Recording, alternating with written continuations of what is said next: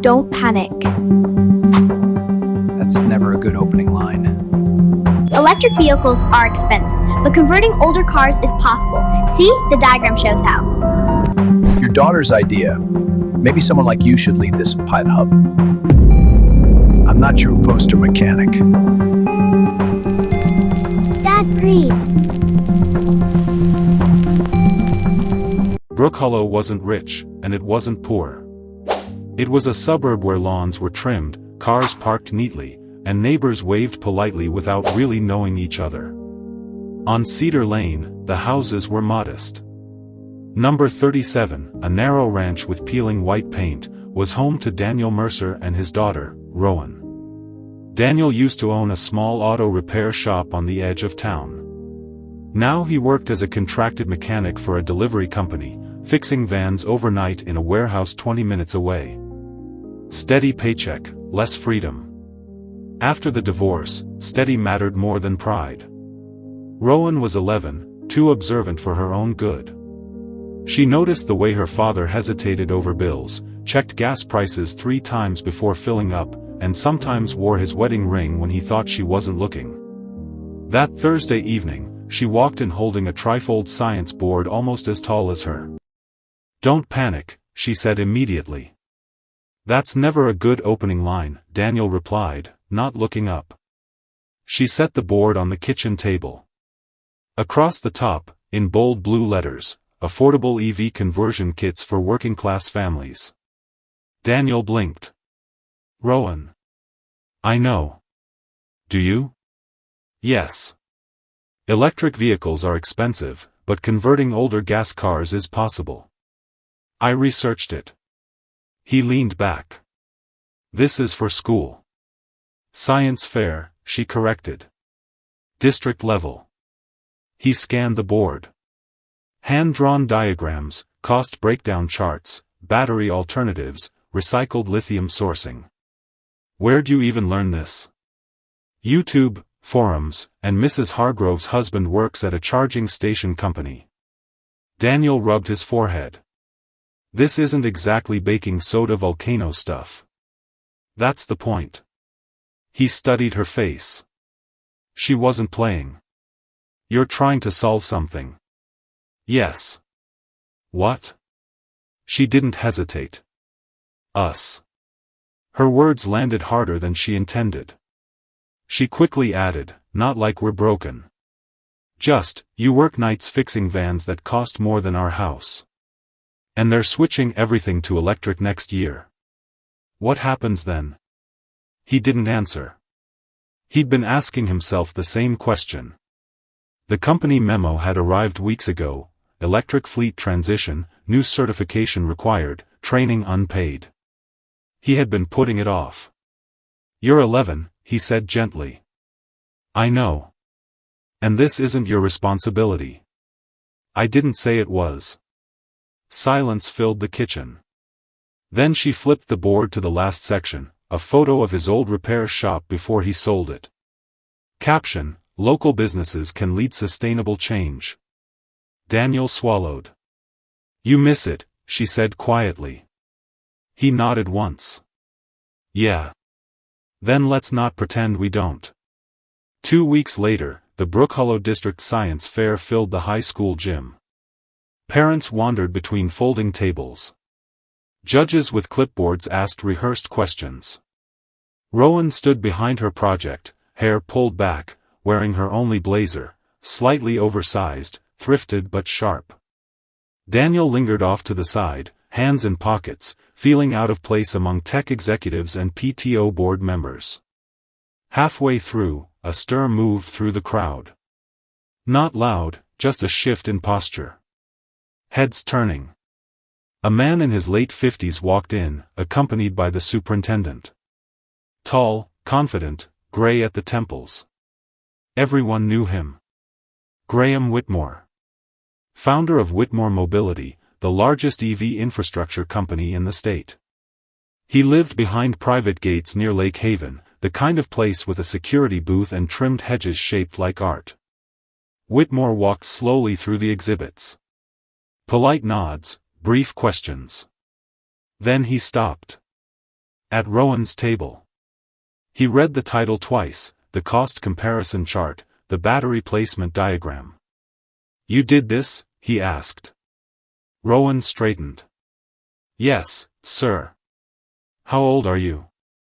11. He looked at Daniel. "And you are?" "Her dad." "What do you do?" "Fleet mechanic." Whitmore raised an eyebrow. Then back to Rowan. "Explain your cost model." She did. No notes. No stuttering. Labor hours, community workshops, retrofitting older sedans instead of financing new cars. She didn't sound idealistic. She sounded practical. Whitmore listened. "And who told you working-class families need this?" Rowan hesitated. "Statistics." He smiled faintly. "Statistics don't build projects. People do." She met his eyes. "Then maybe people should start." A murmur passed through nearby parents. Daniel felt his pulse quicken. Whitmore leaned closer. "You're proposing a nonprofit model?" "Hybrid," Rowan replied. "Low-margin service hubs funded by municipal grants and private sponsors." Whitmore glanced at Daniel. "You discussed this at home?" "No. She doesn't need my permission to think." Whitmore studied him. Then pulled a card from his jacket, handed it to Rowan. "Have your father email my office." Daniel stepped in. "For what?" "Your daughter's idea. And maybe yours." Whitmore moved on. The gym buzzed. Rowan stared at the card like it might disappear. Daniel felt something he hadn't felt in years, not hope. Something more dangerous.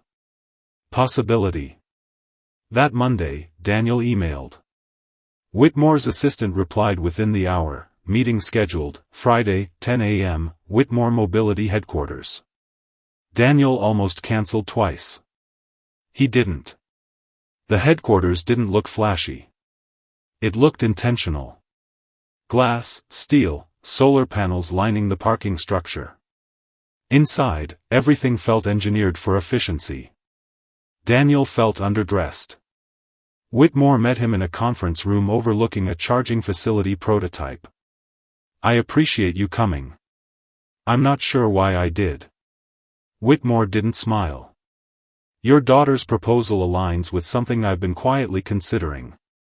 Communities want greener transitions without crushing lower-income families. And I need someone who understands both mechanics and constraint." Daniel folded his arms. "You have engineers. I have executives. You have credibility."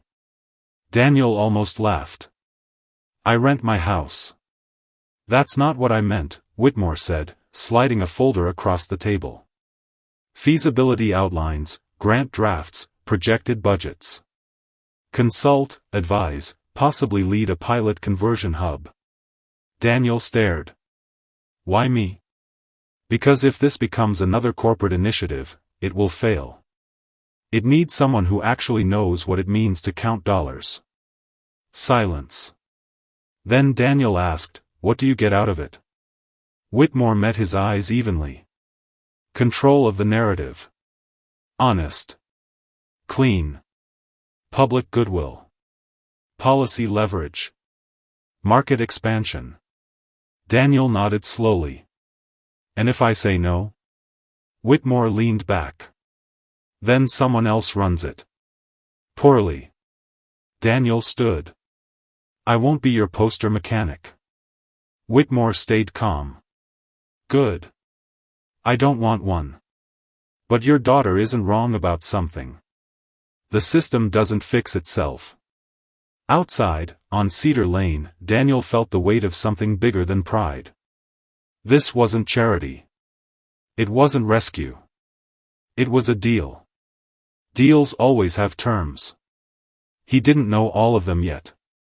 3 weeks later, the pilot hub launched. Daniel oversaw the retrofits personally. Rowan volunteered as junior engineer, taking notes, instructing adults who had never touched a wrench. And then came sabotage. Equipment shipments delayed. Budget numbers inconsistent. Anonymous complaints questioning child safety in workshops. Someone didn't want him there. Daniel confronted Whitmore. "I warned you." "Not everyone is pleased with disruption," Whitmore said. "It threatens their comfort. You do what you always do. Fix things. Protect Rowan. Prove them wrong." The biggest test arrived 2 months later, a public demonstration of the first converted van. Rowan insisted on riding along. Daniel almost refused. "You're my life lesson," she said. "Show them what we can do." The day arrived. Journalists, cameras, crowds, local officials, frowning board members. Daniel checked battery levels, sweat running down his neck. The mayor gave a nod. Daniel turned the key. Nothing. Murmurs. He cursed quietly. Rowan leaned over. Dad, breathe. He did. Clicked the connector. The van hummed. Crowd clapped. Cameras flashed. Board members exchanged glances. Some smiled. Whitmore stepped forward. "Gentlemen, this speaks for itself." Weeks later, Rowan's project gained attention. Families visited the hub. Local news ran human interest segments. Daniel felt quiet pride he hadn't known since before the divorce. The final challenge, a city council meeting on hub funding. Daniel stood at the podium. "My daughter asked why some kids can't play in clean air while others live with smog. She said we could fix it. 11 years old. And she was right. I'm not here to argue profit margins. I'm here to make life better for people like her. Like all of us." Rowan stepped forward, tablet in hand, showing energy savings, projected costs, environmental impact. She spoke confidently. The room fell silent. Council approval passed unanimously. At home that night, Daniel tucked Rowan into bed. She held her first award, the newspaper clipping, a notebook of ideas. "Dad," she whispered. "I think our life isn't broken anymore. Just expanding." He kissed her forehead. "That's one way to put it. And we're building it together." Outside, Brook Hollow slept quietly. Inside number 37, lights stayed on. They weren't just surviving. They were thriving. That glow, small, stubborn, human, was worth more than any wealth.